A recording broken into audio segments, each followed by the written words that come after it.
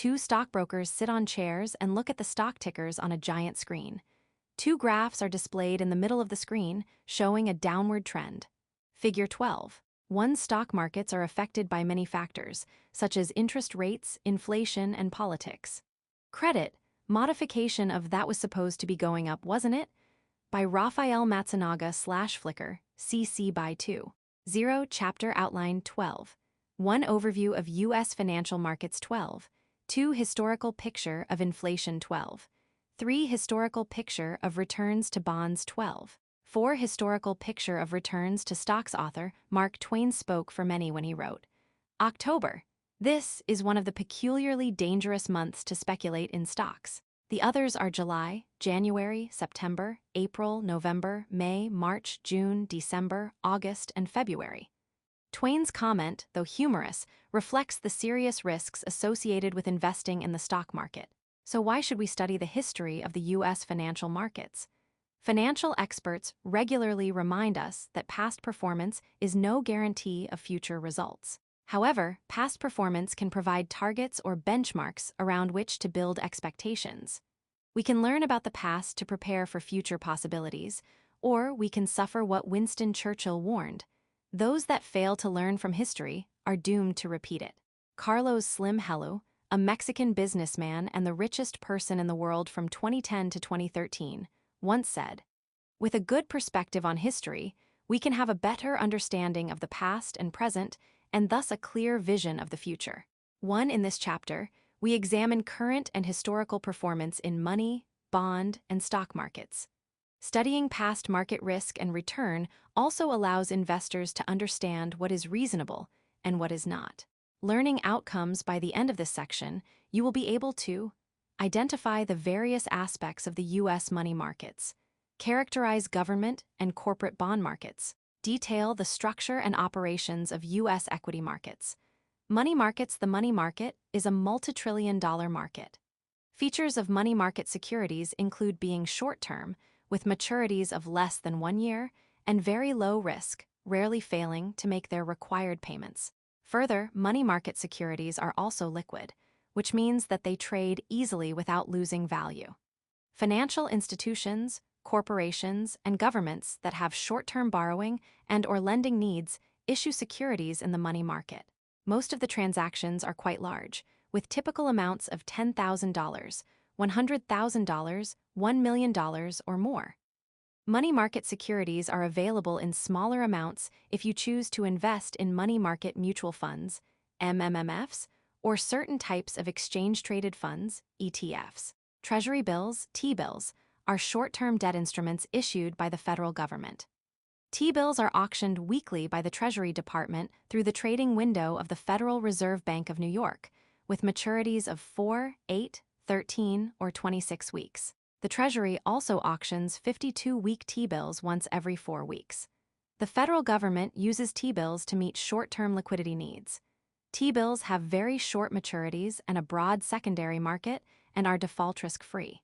T-bills are also exempt from state and local income taxes. As a result, they carry some of the lowest effective interest rates on publicly traded debt securities. The volume of T-bills auctioned depends upon government borrowing needs. Much of the money raised at weekly T-bill auctions goes to repay the money borrowed 4, 8, 13, 26, or 52 weeks earlier. The gross amount of new T-bills issued in December 2020 was $1,591, $1 billion, and the amount of T-bills retired in the same month was $1,570, $6 billion, resulting in net new borrowing of only $20, $5 billion. In addition to the regular auction of new T-bills, there is also an active secondary market where investors can trade used or previously issued T-bills. Since 2001, the average daily trading volume for T-bills has exceeded $75 billion. Commercial paper, CP, is a short-term, unsecured debt security issued by corporations and financial institutions to meet short-term financing needs, such as inventory and receivables. For example, credit card companies use commercial paper to finance credit card payments. Commercial paper is a short-term debt instrument with a typical maturity of 30 days and up to 270 days. The short maturity reduces U.S. Securities and Exchange Commission (SEC) oversight.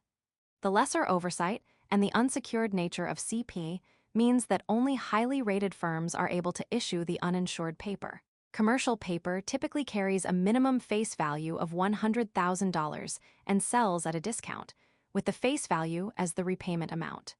Corporations and financial institutions, not the government, issue CP. Thus, returns are taxable.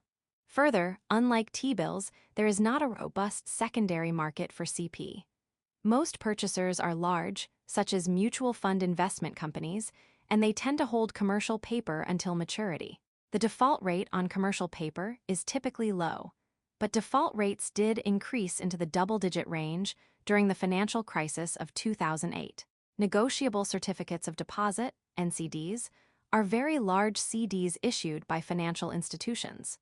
They are redeemable only at maturity, but they can and often do trade prior to maturity in a broad secondary market. NCDs, or jumbo CDs, are so called because they sell in increments of $100,000 or more. However, typical amounts are $1 million, with a maturity of 2 weeks to 6 months. NCDs differ in some important ways from the typical CD you may be familiar with from your local bank or credit union. The typical CD has a maturity date, interest rate, and face amount, and has FDIC insurance. However, if an investor wishes to cash out prior to maturity, they will incur a substantial penalty from the issuer, bank, or credit union. An NCD also has a maturity date and amount, but it is much larger than a regular CD and appeals to institutional investors. The principal is not insured. When the investor wishes to cash out early, there is a robust secondary market for trading the NCD. The issuing institution can offer higher rates on NCDs compared to CDs because it knows it will have use of the purchase amount for the entire maturity of the NCD, and because the reserve requirements on NCDs by the Federal Reserve is lower than for other types of deposits.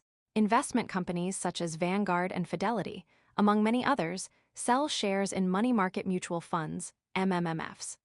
The investment company purchases money market instruments, such as T-bills, CP, or NCDs, pools them, and then sells shares of ownership to investors, see Table 12. 1. Generally, MMMFs invest only in taxable securities, such as commercial paper and negotiable certificates of deposit, or only in tax-exempt government securities, such as T-bills. Investors can then choose which type of short-term liquid securities they would like to hold, taxable or non-taxable. MMMFs provide smaller firms and investors the opportunity to participate in the money market by facilitating smaller individual investment amounts. Financial instrument typical maturity minimum amount issuer treasury bills 452 weeks $10. $0 federal government commercial paper 270 days $100. 0 businesses negotiable CDs 6 months $100. 0 financial institutions MMMFs investment companies, federal funds, 1 day $1 million financial institutions, Table 12. 1 money market instrument characteristics. Selected, the market for federal funds is notable because the Federal Reserve, Fed, targets the equilibrium interest rate on federal funds as one of its most important monetary policy tools. The federal funds market traditionally consists of the overnight borrowing and lending of immediately available funds among depository financial institutions, notably domestic commercial banks. Financial institutions, such as banks, are required to keep a fraction of their deposits on reserve with the Fed. When banks find they are short of reserves and immediately need cash to meet reserve requirements, they can borrow directly from the Fed through the so-called discount window or purchase excess reserves from other banks in the federal funds market. Often, the maturity of a federal funds contract is as short as a single day or overnight. The participants in the market negotiate the federal funds interest rate. However, the Federal Reserve effectively sets the target interest rate range in the federal funds market by controlling the supply of funds available for use in the market. Since the financial crisis of 2008, the activities and functioning of the federal funds market has changed. The federal funds rate is still the rate targeted by the Fed for monetary policy, but the participants have evolved for several reasons. The market now includes foreign banks and non-depository financial institutions, such as the Federal Home Loan Banks. These institutions do not need to meet Fed reserve requirements and are not required to keep reserves with the Fed. In addition, the Fed now pays interest to commercial banks for reserves held at the Federal Reserve Banks. Paying interest on reserves reduces the incentive for domestic commercial banks to enter the federal funds market since they can already earn interest on their excess reserves. Daily trading volume in the federal funds market from 2016 through 2020 ranged from a high of $115 billion in March of 2018 to a low of only $34 billion on December 31, 2020. 2. The volume of federal funds activity is lower in periods of slower economic growth because banks have fewer good opportunities to issue loans and are less likely to be short of required reserves. Bond markets are financial markets that make payments to investors for a specific period of time. Investors decide how much to pay for a bond depending on how much they expect inflation to affect the value of the fixed payment. There are several types of bonds: government bonds, corporate bonds, and municipal bonds. Government bond markets. In the section on money markets, we discussed T-bills, and we now discuss longer-term government securities in the form of Treasury notes and Treasury bonds. We learned in bonds and bond valuation that the federal government issues Treasury notes and bonds to raise money for current spending and to repay past borrowing. The size of the Treasury market is quite large, as the U.S. federal government over the years has accumulated a total indebtedness of over $28 trillion. The debt has grown so large we even have a real-time debt calculator online at https://www.ustitclock.org. Treasury notes, T-notes, are U.S. government debt instruments with maturities of 2, 3, 5, 7, or 10 years. The Treasury auctions notes on a regular basis, and investors may purchase new notes from Treasury Direct. Gov in the same way they would a T-bill. T-notes differ from T-bills in that they are longer term and pay semi-annual coupon interest payments, as well as the par or face value of the note at maturity. T-bills, as you will recall, sell at a discount and pay the face value at maturity with no explicit interest payments. Upon issue of a note, the size, number, and timing of note payments is fixed. However, prices do change in the secondary market as interest rates change. Like T-bills, T-notes are generally exempt from state and local taxes. Economists and investors keep a close eye on the 10-year T-note for several reasons. Mortgage lenders use it as a basis for setting and adjusting mortgage interest rates. In general, the rate on the 10-year T-note is a reliable market indicator of investor confidence. There is an active secondary market for Treasury notes. From 2001 to 2020, the daily trading volume for Treasury notes has averaged $395 billion, or roughly 5 times the daily trading volume of T-bills. Treasury notes are the largest single type of government debt instrument, with over $11 trillion outstanding, as you can see from Figure 12. 2. The Treasury dramatically increased borrowing by issuing notes following the 2008 financial crisis. Brokers, dealers, and investment companies provide secondary market opportunities for individual and institutional investors. Exchange-traded funds, ETFs, are popular investment vehicles for many types of government T-bill, T-note, and T-bond portfolios. An ETF is a basket of securities that can trade like stocks on a stock exchange. For example, IEI is an iShares ETF managed by BlackRock that invests in Treasury securities with 3 to 7 years to maturity. When investors buy this ETF, they purchase a small bundle of Treasury notes that they can buy or sell, just as if they owned an individual share of stock. ETFs are a convenient way for investors to own broad portfolios of securities while still being able to trade the whole group in a single transaction if they choose. A graph that shows the daily trading volumes for U.S. Treasury notes and bonds in billions over a 20-year period. The daily trading volumes rise steadily from 2001 to 2008, after which there is a spike in Treasury notes, and they consistently go up. It is observed that the daily trading volumes of bonds is marginally higher than that of U.S. Treasury notes. Figure 12. 2. Daily trading volume for U.S. Treasury notes and bonds in billions, data source, Treasury Direct. Gov, longer-term Treasury issues, Treasury bonds, have maturities of 20 or 30 years.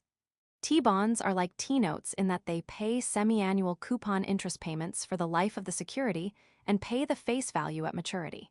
They are longer term than notes and typically have higher coupon rates.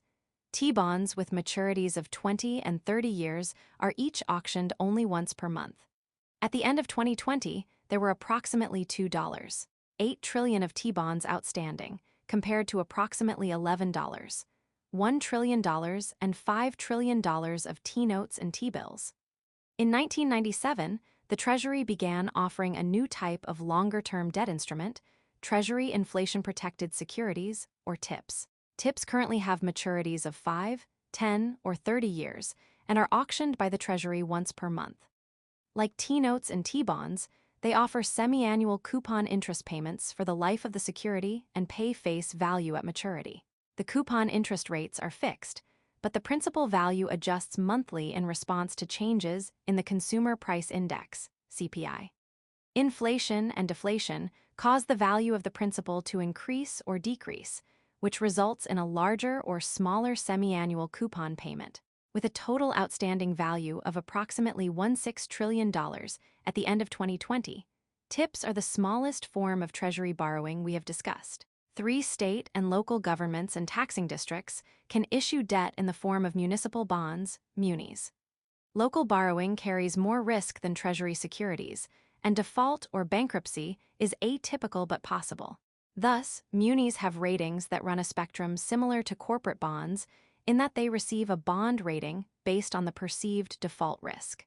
The defining feature of municipal bonds is that some interest payments are tax-free. Interest on munis, municipal bonds, is always exempt from federal taxes and sometimes exempt from state and local taxes. This makes them very attractive to investors in high-income brackets. There are 2 primary types of municipal bonds: revenue bonds and general obligation, GO bonds. GO bonds generate cash flows to repay the bonds by taxing a project. For instance, a local school district may tax residents to pay for capital construction, or a city may tax citizens to pay for a new public works building.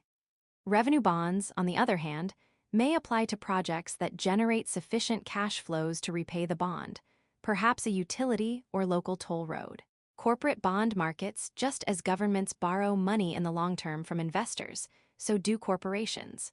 A corporation often uses bank loans, commercial paper, or supplier credit for short-term borrowing needs and issues bonds for longer-term financing. Bond contracts identify very specific terms of agreement and outline the rules for the order, timing, and amount of contractual payments, as well as processes for when one or more of the required activities lapse. Indenture is the legal term for a bond contract. The indenture also includes limitations on the corporation for how they may use the bond proceeds. A bond indenture includes both standard boilerplate contract language and specific conditions unique to a particular issue. Because of these non-standardized features of a bond contract, the secondary market for trading used bonds typically requires a broker, dealer, or investment company to facilitate a trade. When a corporation uses a real asset, such as property or buildings, to guarantee a bond, the firm has issued a mortgage bond. However, it is more common for a corporation to issue an unsecured bond known as a debenture. The risk of a debenture reflects the risk of the entire corporation and does not rely on the value of a specific underlying asset, as is the case with a mortgage bond. The risk a bondholder bears for buying a bond depends in part on the terms of the bond indenture, market conditions over the life of the bond contract, and the ability or inability of the firm to generate sufficient cash flows to meet its bond obligations. Fortunately, investors do not have to make these determinations about risk on their own. They can rely on bond rating services such as Moody's, Standard & Poor's, or Fitch to generate evaluations of the creditworthiness of bond issuers. Ratings firms must adhere to rigorous standards when evaluating client creditworthiness. For example, Standard & Poor's begins the explanation of its evaluation process with these paragraphs. S&P Global Ratings provides a credit rating only when, in its opinion, There is information of satisfactory quality to form a credible opinion on creditworthiness, consistent with its quality of the rating process. Sufficient information, quality of information policy, and only after applicable quantitative, qualitative, and legal analyses are performed. Throughout the ratings and surveillance process, the analytical team reviews information from both public and non-public sources. For corporate, government, and financial services company or entity, collectively referred to as C and G credit ratings, the analysis generally includes historical and projected financial information, industry and/or economic data, peer comparisons, and details on planned financings. In addition, the analysis is based on qualitative factors, such as the institutional or governance framework, the financial strategy of the rated entity, and, generally, the experience and credibility of management. For Table 12. 2 is a summary of how the three major credit rating agencies identify their ratings. Bond ratings are important for many reasons. The higher a firm's rating, the lower the expected default risk and the lower the cost of borrowing for the firm. Pension funds may be restricted to investing in only medium or higher grade bonds. This could limit the number of investors who can participate in the market for lower grade bonds, thereby reducing the liquidity, price, and tradability of those debt securities. There are only 2 U.S. companies with AAA credit ratings, Microsoft and Johnson & Johnson. Over the past 40 years, there has been a steady decline of AAA-rated companies, from 60 in 1980. Many institutions have found that this rating requires a more conservative approach to debt that can inhibit growth and revenue. So, in today's market, credit ratings have begun to lose their importance. It seems that the ability to pay debts has become secondary to the potential for growth. Fitch Moody's S&P bond grade risk, AAA investment, low risk, AA investment, low risk, AAA investment, low risk, BBB investment, medium risk, BB junk high risk, BBB junk high risk, CCC, cost CCC junk highest risk. Table 12. 2 credit scale ratings from the 3 credit rating agencies. Equity markets. An important goal of firm managers is to maximize owners' wealth. For corporations, shares of stock represent ownership. A corporation could have 100 shares, 1 million shares, or even several billion shares of stock. Stocks are difficult to value compared to bonds. Bonds typically provide periodic interest payments and a principal payment at maturity. The bond indenture specifies the timing and the amount of payments. Stocks might have periodic dividend payments, and an investor can plan to sell the stock at some point in the future. However, no contract guarantees the size of the dividends or the time and resale price of the stock. Thus, the cash flows from stock ownership are more uncertain and risky. Corporations are the dominant form of business enterprise in the United States because of the ability to raise capital, the ease of transfer of ownership, and the benefit of limited liability to the owners. There are generally 2 types of stock, preferred and common. Preferred stock is a hybrid between common stock and bonds. Preferred stock has a higher claim to cash flows than common stockholders have, thus the term preferred, but it is lower than that of bondholders. In addition, preferred stock has fixed cash flows as bonds have and typically has no or few voting rights. Preferred stock dividends are after-tax payments by the corporation, as are common stock dividends, but bond interest payments, paid prior to taxes, are tax-deductible for firms. Of the 3, preferred stock is the least used form of capital financing for corporations. Common stockholders are the residual claimants and owners of the corporation. After all others who have a claim against the firm are paid, the common stockholders own all that remains. Common stockholders have voting rights, typically 1 vote per share, and choose the board of directors. One popular way to rank the size of companies is to determine the value of their market capitalization, or market cap. Market cap is equal to the current stock price multiplied by the number of shares outstanding. According to the World Bank, the total market cap of U.S. firms at the end of 2020 was $50. $8 trillion, making up over half of the world's total value of equity, estimated at $90 trillion. Sixth, the largest U.S. company at that time was Apple, followed by Microsoft, Amazon, Alphabet, Google, and Facebook. The largest company by sales volume in 2020 was Walmart. 7. Geographical location of exchange's ownership is easily transferable for stocks that trade in one of the organized stock exchanges or in an over-the-counter (OTC) market. Definitions of a stock exchange and an OTC market blur as financial markets quickly adapt to innovations.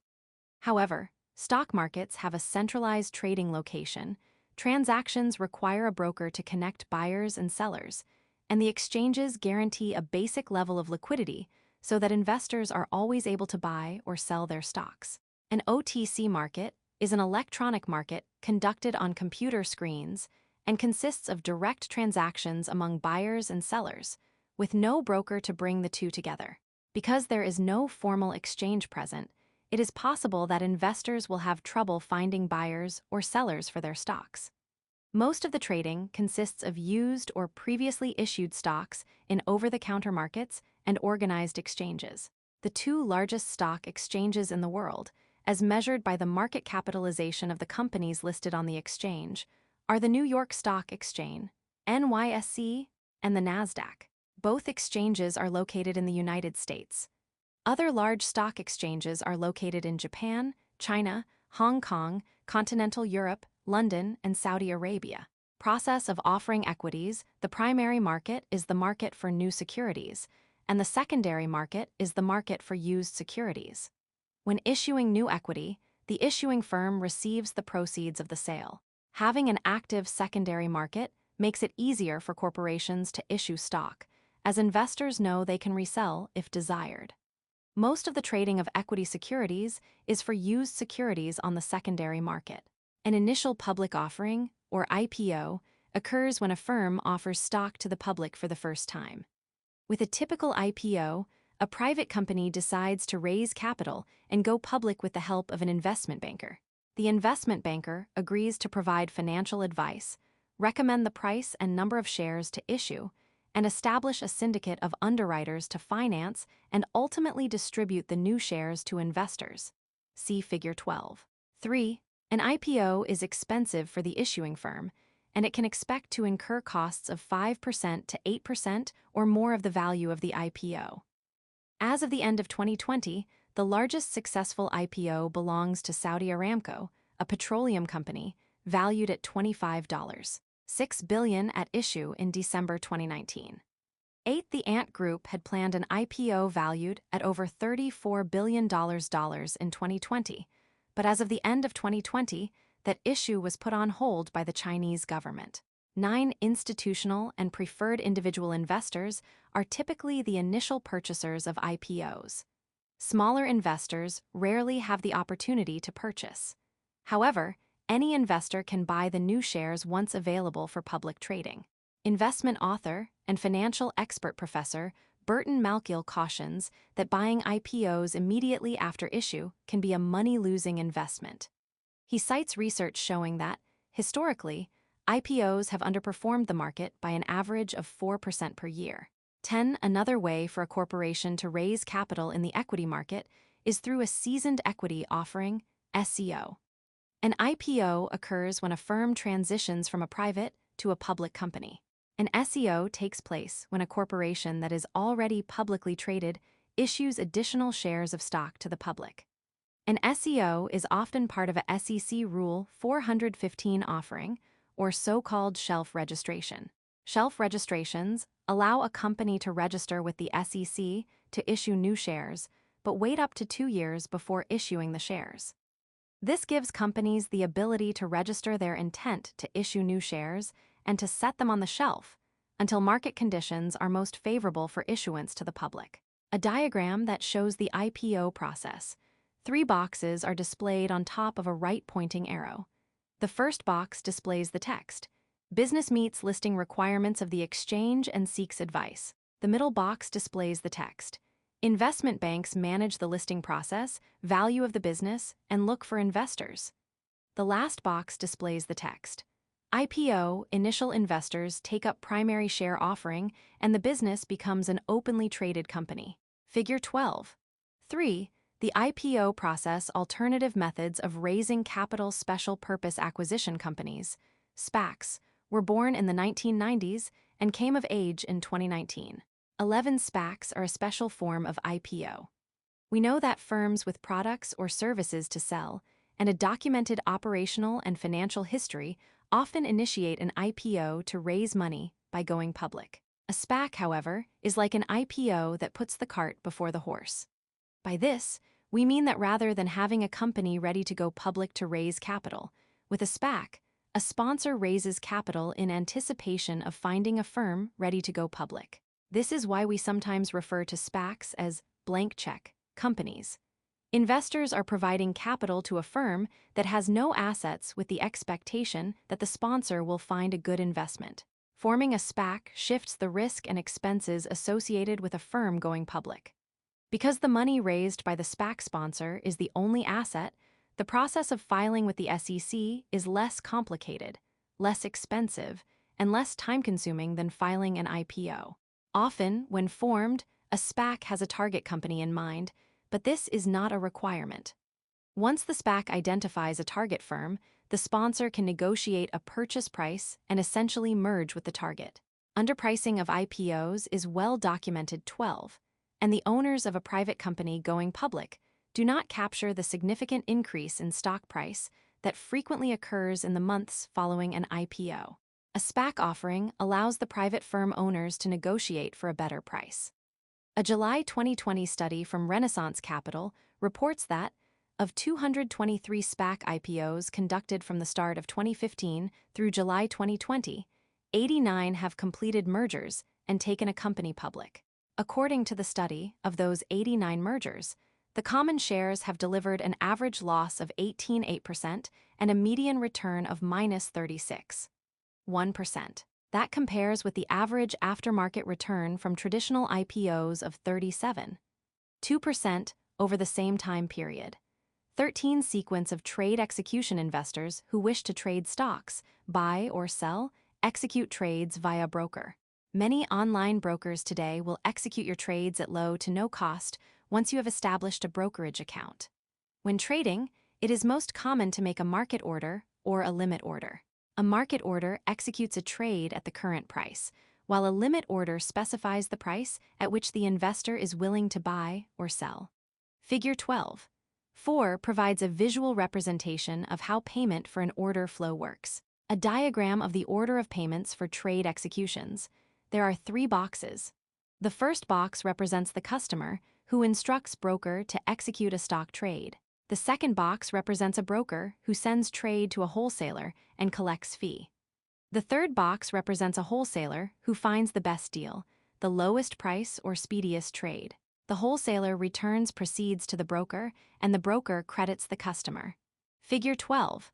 For the order of payments for trade executions. Learning outcomes by the end of this section, you will be able to define inflation with concrete examples. Describe the practical impact of inflation on consumption and salary. Explain how expected and actual inflation are measured. Detail the behavior of inflation over various historical periods. Over time, returns in the stock market have easily outperformed returns in the bond market. However, not everyone is comfortable investing in stocks. Taking a more informed and opposing view, financial economist Jeremy Siegel queries, "You have never lost money in stocks over any 20-year period, but you have wiped out half your portfolio in bonds after inflation. So which is the riskier asset?" 14 Siegel brings up a valid point about inflation. Returns adjusted for changes in prices provide a better measure of value or wealth. Baseball pundit Sam Ewing noted, "Inflation is when you pay $15 for the $10 haircut you used to get for $5 when you had hair." 15. If what you have earned on your investments fails to keep up with changing prices, you may have a larger portfolio with less purchasing power. Expected versus actual inflation occurs when things cost more and your money buys less today than it did yesterday. It is understandable to dislike inflation and to be concerned over the prospect of rising prices. In fact, 2 of the primary policy objectives of the Federal Reserve are to work for price stability and moderate interest rates. However, is inflation necessarily good or bad? In practice, inflation can benefit some people and harm others at the same time. Consider the impact of differences in expected and actual realized inflation. Empirical evidence suggests that, on average, economists do a good job of developing inflation rate forecasts that match the actual rate of inflation. Estimated inflation is built into the interest rates investors require or are willing to pay for financial products, such as fixed-rate loans or bonds. When the actual rate of inflation exceeds the estimated rate on a product, such as a mortgage loan, this means borrowers are repaying the loan with less valuable dollars and benefit from the increased inflation rate. Lenders, however, receive those inflation-impacted dollars and are harmed due to their unexpected decrease in purchasing power. Deflation, or falling prices, is associated with economic recessions or even depressions and is thought to be an even more serious problem than inflation. Generally, policymakers tend to support moderate inflation, being careful to stay away from zero or negative price changes. Inflation impacts ultimately, inflation redistributes wealth. Lenders providing fixed-rate loans receive less valuable dollars in return. Borrowers repay with those same less valuable dollars. Workers receive less valuable dollars, especially when their wage increases lag behind changes in prices. Modest inflation can benefit a consumer-driven economy like the United States if consumers are motivated to spend money before prices increase. However, too much inflation can cause frenzied buying, drive prices even higher, and outpace the rate of wage increases. Higher inflation raises the rates on new borrowing instruments and can slow the rate of business investment and economic growth. Inflation raises overall prices and may cause hardship for consumers on a fixed income. Finally, inflation does not have an equal impact on all goods and services. As Table 12.3 shows, consumer prices did not increase at the same rate for the selected items shown. From 1980 to 2020, inflation, as measured by the Consumer Price Index, CPI, grew at an average annual rate of 290%. However, the price of college tuition and fees increased at more than double that rate. Rent, another large expense for most college students, increased at an annual rate of 367%, also well above the average increase in the CPI. The price increases for ground beef and butter were slightly less than the CPI average. For the selected items presented here, only the average price for used cars and trucks rose at a rate significantly lower than the average rate of inflation. Year 1980, 2000, 2020, annual change college tuition and fees 70, 8,331, 9,877, 36, 49% rent 80, 9,183, 9,341, 5,367% used cars and trucks 62, 3,155, 8,144, 22, 12% ground beef 104, 6,125, 2,296, 22, 64% butter 89, 4,135, 9,248, 72, 59% CPI, 1982 to 1984 equals 182, 4,172, 2,258, 8 to 90% Table 12. 3 changing consumer price levels, selected goods, source. U.S. Bureau of Labor Statistics, Consumer Price Index. Using graphs and charts to plot inflation behavior, the CPI is a measure of how prices have changed for a basket of goods across the United States. Figure 12.5 shows the 8 major categories of expenditures included in the CPI. 16 different regions of the country and population subgroups may experience different rates of inflation. Retired people may spend a greater portion of their income on health care than someone in their 20s. 17 residents on the East and West Coasts spend a higher percentage of their earnings on housing than those living in the Midwest. 18 as such, there are several different measures of inflation based on geographic region or other factors. 19. It is worth noting that a basket of goods and services that cost $100 in 1984 would cost approximately $260 by the end of 2020, an increase of 160%. See Figure 12. 6. Over that same period, the average annual rate of inflation as measured by the CPI was 2.55%. These numbers make it easy to see that even a relatively modest annual inflation rate, lower than the long-run annual U.S. inflation rate of 3%, results in significant price increases. A diagram of the market basket categories of Consumer Price Index. There are 8 major expenditure groups: food and drink, housing, apparel, education and communication, transportation, other goods and services, recreation, and medical care. Figure 12. 5. The market basket categories of the CPI, a graph from the U.S. Bureau of Labor Statistics that shows Consumer Price Index consistently rising from 1984 to 2008. There is a slight dip between 2008 and 2010 before the data shows a consistent rise again till 2020. What cost $100 in 1984 would cost $260 in 2020. Figure 12. 6. United States Consumer Price Index, CPI, 1980 for 2020, data source, U.S. Bureau of Labor Statistics, Concepts in Practice Profile of Janet Yellen, Profile Picture of Janet Yellen. Figure 12. 7. Janet Yellen, Credit, Janet Yellen Official Federal Reserve Portrait, United States Federal Reserve / Wikimedia Commons, Public Domain. Janet Yellen has led a life of firsts. After graduating as valedictorian of her high school class, Yellen later attended Yale University and was the only woman in her 1971 PhD graduating class in economics. Men have long dominated the dismal science of economics, but Yellen has proved to be an exception. Motivated by an undergraduate economics professor at Pembroke College of Brown University, Yellen realized how much the U.S. central bank, known as the Federal Reserve, could influence the lives of ordinary people.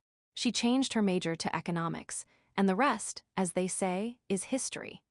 In her first stint working with the Federal Reserve in 1977, Yellen met and married George Akerlof. Akerlof would go on to win a Nobel Prize in economics. Akerlof and Yellen eventually established themselves as faculty members at the University of California, Berkeley. Yellen was twice named Outstanding Teacher in the Haas School of Business and was recognized for her award-winning research. In 1993, Yellen began her second tour at the Federal Reserve as an appointed member of the Board of Governors. She left this position in 1997 to head President Bill Clinton's Council of Economic Advisors. Yellen became just the second woman to head the Presidential Council. She then returned to California and the Bay Area, eventually becoming president of the Federal Reserve Bank of San Francisco from 2004 to 2010. Later that year, she became the vice chair of the Federal Reserve. 4 years later, in 2014, Yellen assumed leadership as the first woman chair of the Federal Reserve System. As Fed chair, Yellen earned an enviable record. During her 4-year tenure, the rate of unemployment decreased by more than 2.5%, and employment increased in every month of her term. This is the first and only time in the history of the Federal Reserve that the board chair has overseen continuous increases in employment over their entire tenure. Now, another first. In 2021, President Joe Biden appointed Yellen as the first woman Secretary of the Treasury. Yellen has a storied career and a long list of accomplishments, but surely her record of firsts will prove to be an important and lasting legacy for women in business, government, and economics everywhere. Learning outcomes by the end of this section, you will be able to detail the behavior of sovereign government bonds over various historical periods. Detail the behavior of corporate bonds over various historical periods. Extract sovereign and corporate bond investment results from plots and charts. Federal government bond behavior, discussion, charts, and graphs. United States Treasury. Sovereign bonds are among the safest investments available.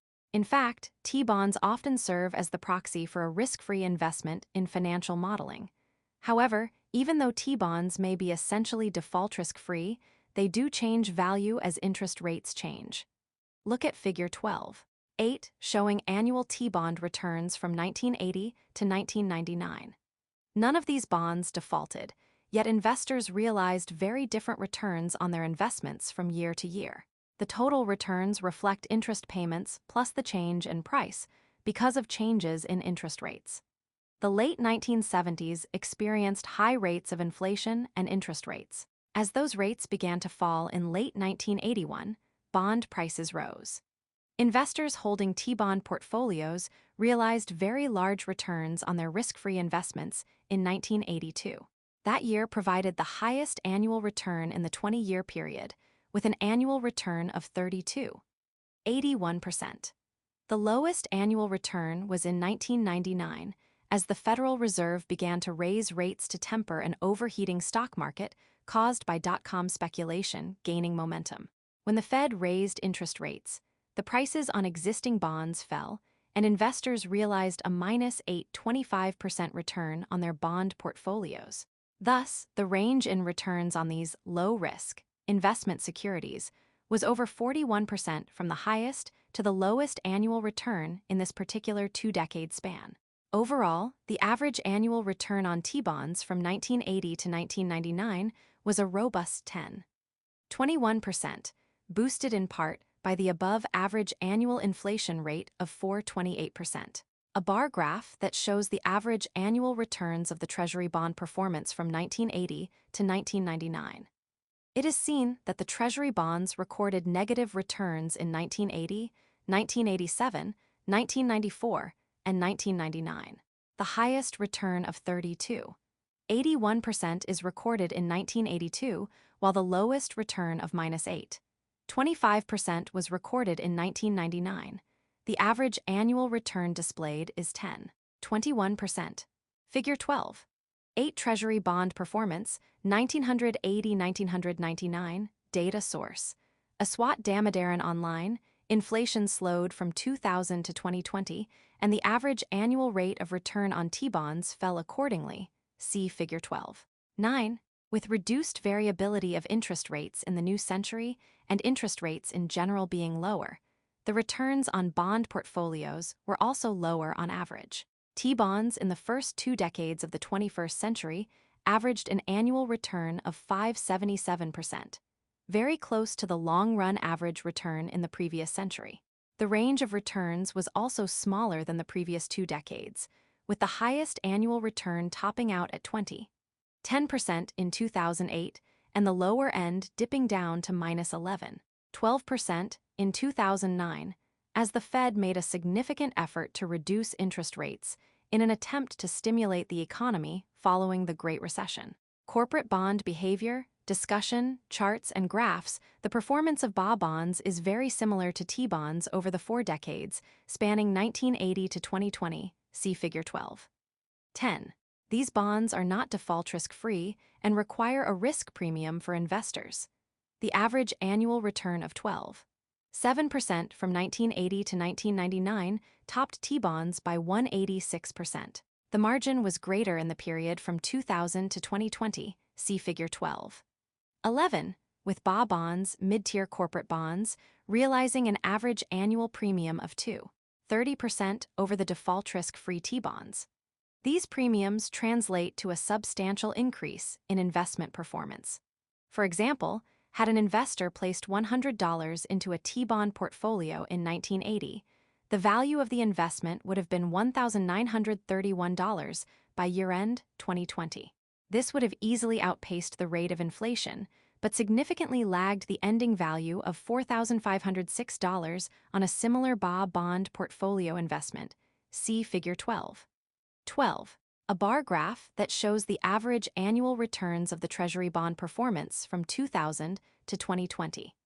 It is seen that the Treasury bonds recorded negative returns in 2009 and 2013.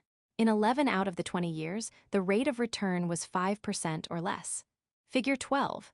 9 Treasury bond performance, 2000-2020, data source. A SWOT Damodaran online, a bar graph that shows the average annual returns of the BA bond performance from 1980 to 1999. It is seen that the Treasury bonds recorded negative returns in 1980 and 1994.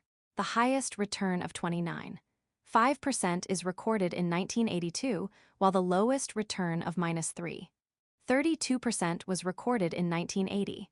The average annual return displayed is 12.7%. Figure 12. 10 BA bond performance, 1980-1999, data source. Aswat Damodaran Online, a bar graph that shows the average annual returns of the BA bond performance from 2000 to 2020. The Treasury bonds recorded negative returns in 2008, 2013, 2015, and 2018. The highest return of 33% is recorded in 2009, while the lowest return of -5.7% was recorded in 2008. The average annual return displayed is 8.4%. Figure 12. 11 BA bond performance, 2000-2020, data source. Aswat Damodaran Online. The two lines on the graph show the performance of BA bonds and T-bonds over a 40-year period, from 1980 to 2020. Starting in 1988, the BA bonds begin to outperform T-bonds. BA bonds dip slightly in 2008 before rising exponentially, while T-bonds rise slightly in 2008 before returning to their previous trajectory. Figure 12.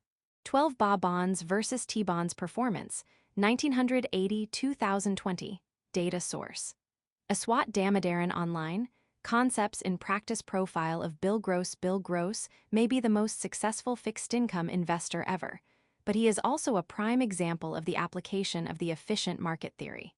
In over 40 years of investing in bonds and other types of fixed-income securities worldwide, Bill Gross earned his moniker, the Bond King. In 1971, Gross co-founded and began his long tenure as Managing Director and Chief Investment Officer of Pacific Investment Management Company, better known as PIMCO. Gross was not yet 30 years old, but he had already graduated from college, served in the Navy in Vietnam, and even briefly worked as a professional blackjack player in Las Vegas to bankroll the cost of his MBA from UCLA. Gross helped change the definition of success for bond investors by focusing on total returns, including price changes, rather than simply bond yields. He used mathematical modeling and invested worldwide and in different types of bond markets seeking risk-adjusted returns. Gross made active rather than passive management of bond funds a successful investment strategy. In the process, he changed how managers oversee fixed-income portfolios today. PIMCO grew into an investment powerhouse under Gross's direction, eventually managing over $1.5 trillion in assets. During the financial crisis of 2008, Gross served as an advisor to the U.S. Treasury. Morningstar named him Fixed Income Fund Manager of the Decade in 2010. In addition, Gross profited from his investment prowess, amassing a fortune in excess of $2 billion. Gross's investment strategy was to carefully analyze the known factors about debt instruments and pair that analysis with the unknown future. He was uncanny in his ability to estimate future prices, interest rates, and macroeconomic conditions to make profitable investments. However, as efficient markets would posit, the odds began to catch up with Gross in the latter part of his investing career. After leaving PIMCO in 2014, Gross was unable to match his earlier performance successes and failed to beat bond fund performance averages. Much of Gross's investment strategy allowed him to look for bond returns by investing in any type of bond, with any maturity, in any country, and in any location. For decades, he was right more often than wrong in his investment choices. However, statistically, his approach to investing suggested that, unless he could see the future, at some point his expectations would be incorrect. Perhaps Gross's greatest competition comes from a generation of investment managers who learned and improved upon his proven strategies. He retired as an active public fund manager in 2019. Today, Gross continues to manage his personal fortune, as well as the assets in his family charitable foundation. Gross and the foundation have donated over $800 million to several causes over the last 2 decades. In 2020, Gross joined Bill Gates, Warren Buffett, and hundreds of other billionaires in signing the Giving Pledge, whose signees promised to donate over 50% of their wealth during their lifetime and/or upon their death. Learning outcomes by the end of this section, you will be able to explain overall equity market behavior over various historical periods. Explain different equity style and size behavior over various historical periods. Extract various equity market performance results from plots and charts. Using graphs and charts to plot equity market behavior stock size considerations, the Dow Jones Industrial Average, DJIA, also known as the Dow 30, and the S&P 500 Index are the most frequently quoted stock market indices among scholars, businesses, and the public in general. Both indices track the change in value of a group of large capitalization stocks. The changes in the two indices are highly correlated. It may be fair to question if either index is a good representation of the value of equity and the changes in value in the market, because there are over 6,000 publicly traded companies listed on organized exchanges and thousands of additional companies that trade only over the counter. As of year-end 2020, the S&P 500 firms had a combined market capitalization of $33.4 trillion, about 66% of the estimated U.S. equity market capitalization of $50.8 trillion. It is widely agreed that the performance of the S&P 500 is a good representation of the broader market and more specifically of large capitalization firms. Figure 12.13 provides a visualization of how S&P 500 stock returns have stacked up since 1900. This figure makes it clear that equity returns roughly follow a bell curve or normal distribution. Thus, we are able to measure risk with standard deviation. A lower standard deviation of returns suggests less uncertainty of returns and therefore less risk. Capital market history demonstrates that the average return to stocks has significantly outperformed other financial security classes, such as government bonds, corporate bonds, or the money market. Table 12.4 provides the return and standard deviation of several U.S. investment classes over the 40-year period 1981–2020. As you can see, stocks outperformed bonds, bills, and inflation. This has led many investment advisors to emphasize asset allocation first and individual security selection second. The intuition is that the decision to invest in stocks rather than bonds has a greater long-run payoff than the change in performance resulting from the selection of any individual or group of stocks. Figure 12.14 demonstrates the growth of a $100 investment at the start of 1928. Note that the value of the large company portfolio is more than 50 times greater than the equal investment in long-term U.S. government bonds. This supports the importance of thoughtful asset allocation. Still, the size of a firm has a significant impact on how investors choose equity securities. Capital market history also shows that a portfolio of small company stocks has realized larger average annual returns, as well as greater variability, than a portfolio of large companies as represented by the S&P 500. Small-cap stock total returns ranged from a high of 142.9% in 1933 to a low of -58.0% in 1937. More recently, the differential return between small and large capital stocks has not been as pronounced. From 1980 through 2020, the Wilshire U.S. Small Cap Index has averaged an annual compound return of 12.13% compared to the Wilshire U.S. Large Cap Index average of 11.82% over the same period. The 31 basis point premium is much smaller than that realized in the 1926–2019 period, which saw a small cap average annual compounded return of 11.90% versus 10.14% for the large cap portfolio. An illustration of the pyramid of equity returns, distribution of annual returns for the S&P 500 Index, 1931–2020. It displays years stacked on top of each other, forming a tabular pyramid. It shows the historical returns of U.S. stock markets over a 90-year period. The returns are listed by the number of years in each category. The figure shows that the stock market recorded a growth of 10–20%, the highest number of times, while there is only one instance each of -50% to -40% growth and 50% to 60% growth, respectively. Figure 12.13 The pyramid of equity returns, distribution of annual returns for the S&P 500 Index, 1928–2020, data source. Aswat Damodaran Online, Asset class nominal average annual returns 1980, 2020, standard deviation of returns 1980, 2020, large company stocks 12. 64% 16. 6% BA bonds 10. 34% 767% 10-year T-bonds 8. 21% 9. 92% US T-bills 3. 94% 3. 39% inflation 2. 93% 1. 76% table 12. 4. Arithmetic average annual returns and standard deviation by asset class 1981 2020. Source: Iswatch Damodaran Online. A line graph where the 4 lines show the growth of a $100 investment into selected asset portfolios from 1938 to 2020. The value of $100 invested in 1928 would be $1,497 in 2020 when adjusted for inflation.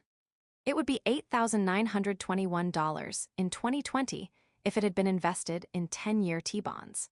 It would be $53,736 in 2020 if it had been invested in BA bonds. It would be $592,868 in 2020 if it had been invested in the S&P 500. Figure 12.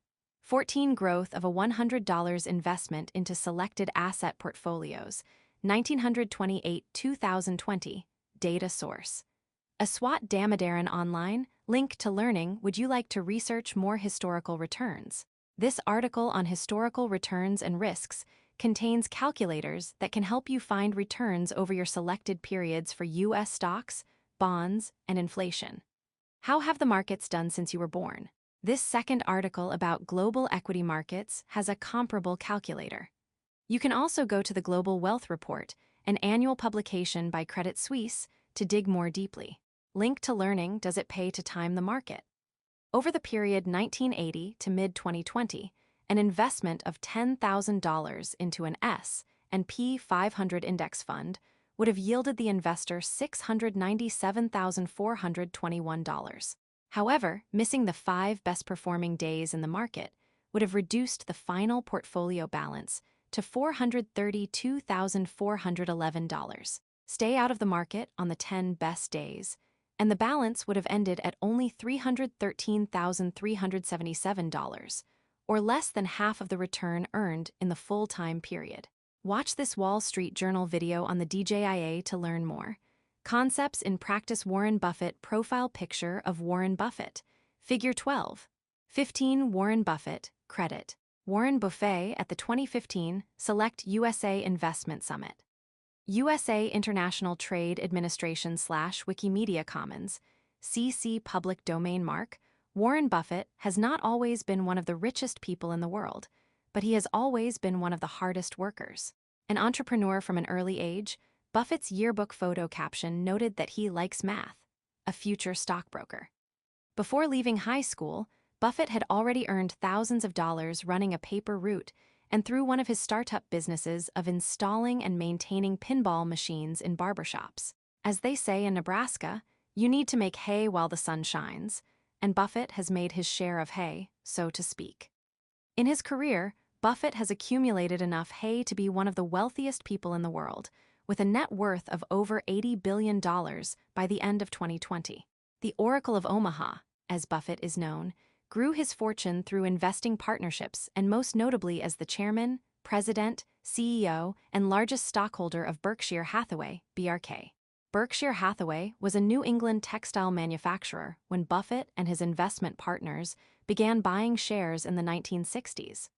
By 1966, after a dispute with the then CEO of Berkshire, Buffett assumed control of the company and fired the CEO. Soon, Buffett's partnerships merged into Berkshire and moved the business away from textiles.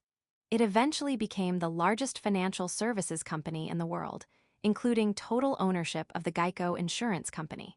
Buffett's career is notable for how he developed his fortune, how he explained his philosophy, and for his current and future plans.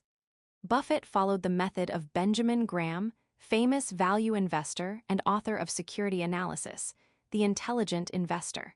However, Buffett expanded beyond Graham's analysis of financial statements and intrinsic value to examine the character of executive management. He applied the same criteria to hiring employees as well. Buffett once noted, "We look for three things when we hire people. We look for intelligence, we look for initiative or energy, and we look for integrity. And if they don't have the latter, the first two will kill you, because if you're going to get someone without integrity, you want them lazy and dumb." When speaking of integrity, Buffett went on to say, "Only when the tide goes out do you discover who's been swimming naked." Buffett's folksy way of making his point will undoubtedly be another of his legacies. When asked repeatedly about how he managed to be such a successful investor, Buffett replied, "Never invest in a business you can't understand." Never was this truer than in the late 1990s and 2000, when the dot-com craze fueled the stock market with technology firms enjoying tremendous price increases without the corresponding earnings. Buffett's value investing lagged until the bubble burst, and suddenly he was back on top. When asked about his change in fortune, he replied, "In the business world, the rearview mirror is always clearer than the windshield." Buffett believes in long-term rather than short-term investing. He once remarked that someone's sitting in the shade today because someone planted a tree a long time ago, and if you aren't willing to own a stock for 10 years, don't even think about owning it for 10 minutes. The third aspect of Buffett's legacy will be how his money works now and after he is gone. With Bill and Melinda Gates, Buffett started the Giving Pledge, and to date they have gathered the pledge of over 200 billionaires to give away half or more of their fortune during and after their lifetimes. Buffett states, "If you're in the luckiest 1% of humanity, you owe it to the rest of humanity to think about the other 99%. Buffett has begun the process to give away most of his fortune, but he has left this pearl of wisdom for his own children.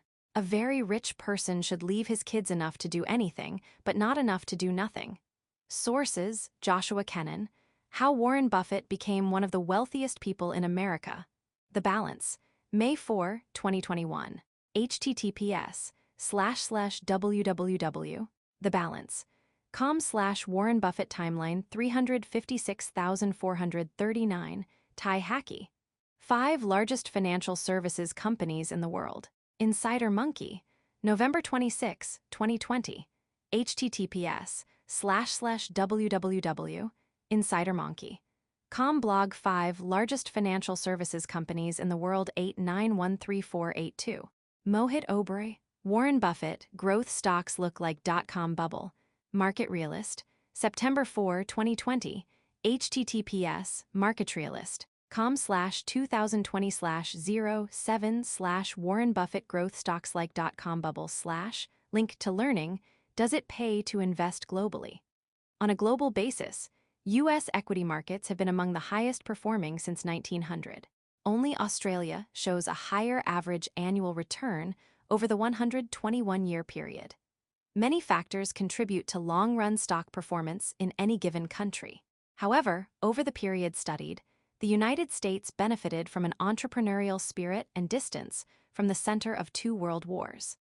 An article reviewing global stock market returns from 1900 to 2020 summarizes and analyzes global market return information created by researchers Elray Dimson, Paul Marsh, and Mike Stanton for Credit Suisse. 21. While most established economies have not generated higher returns than the U.S. equity markets, they do offer the benefits of diversification.